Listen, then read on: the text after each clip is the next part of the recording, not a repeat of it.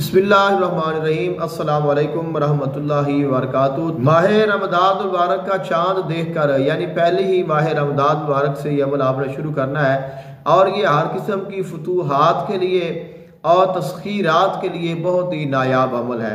तो जब आप चाँद को देखेंगे तो आपने 7 मरतबा पढ़ना है, या इसराफील या मीकाईल या सत्तारू या गफ़ारू, या इसराफीलु या मीकाईलु या सत्तारू या गफ़ारू।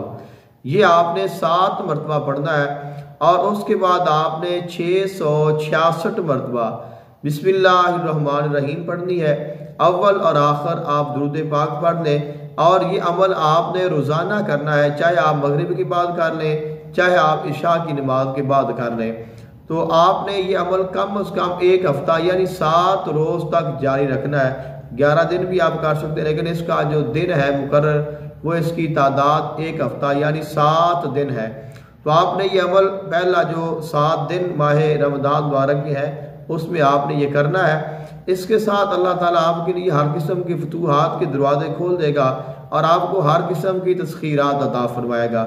और अगर आप ये अमल जब भी अब नया चाँद माह रमज़ान के बाद आएगा आप उसमें भी करें, फिर अगले महीने करें, फिर अगले महीने, तो अगर आप पूरे साल तक हर चाँद जब भी चाँद नज़र आए और आप ये अमल करते रहें 1 हफ्ता तक, तो पूरे साल तक आपका ये जो अमल है वो मुकम्मल हो जाएगा।